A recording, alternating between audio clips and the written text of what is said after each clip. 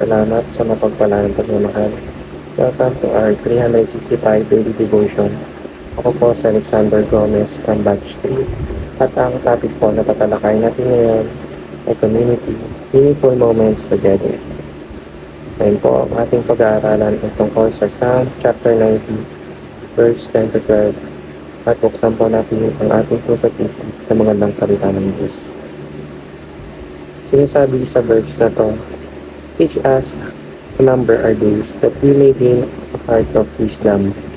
Or sa Tagalog, kaya turuan mo kami na bilangin ng aming mga araw upang kami ay magkaroon ng pusong may karunungan. Sinasabi ng verse na ito, kumbaga tinuturuan tayo ng Panginoon na bilangin ang mga oras natin nang sa gayon ay masulit natin ito. Huli natin alam o sure kung ang kinabukasan, kaya dapat bawat oras ay pinapahalaga.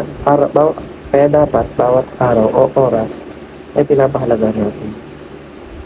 Teaching number 1. The family is God's key for enjoyment.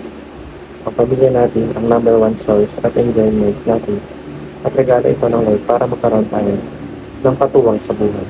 Sa pamilya, dapat natin tayo napapalapit sapagkat ito ang kinalulugod ng Diyos. Teaching number 2. The family is meant to grow together. Kailangan sa pamilya nagpapalakasan tayo, hindi sa paraan ng pagkokompetensya, kundi parang mga ulo na nagbabaga pagsama-sama. Dapat sabay-sabay nag-grow ang bawat miyembro ng pamilya, hindi lamang ang magulang, kundi pati na rin ang mga anak.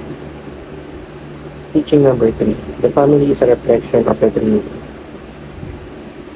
Kung paano mo tinuturing ang pamilya mo ay nagre-reflect sa kung paano ituring ang Holy Trinity. Ang Holy Trinity ay ang Ama, Anak at Espiritu Santo. Ang malapit sa pamilya ay malapit din sa Trinity. Application number 1. Grab every meaningful moments together. Grow together spiritually and grab every meaningful moments together. Ang bawat oras ay tuwing natin meaningful. Dahil tomorrow is not a promise. Hindi natin alam kung magigising pa tayo kinabukasan. Kaya sulitin natin ang bawat panahon na nabubuhay tayo sa mundo. Application number 2. Grow together spiritually and relationally. Dapat hindi lang ang relasyon natin sa ating pamilya ang pinapokusan natin, kundi ang relasyon din natin sa Diyos. Napakahalaga na nababalance natin itong dalawa dahil ito ang utos ng Diyos. Application number 3. Guard the family from the threats of division. Ang gusto ng kaaway ay mapagbuklod-buklod natin ang ating pamilya.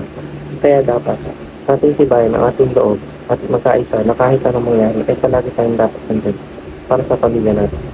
Huwag natin hayaan na magkawatak-watak o maghiwalay tayo dahil mapapahinga tayo nito at doon nagsisimula na kumilos ang malaki. Pinamang po ang aking devotion. Maraming salamat.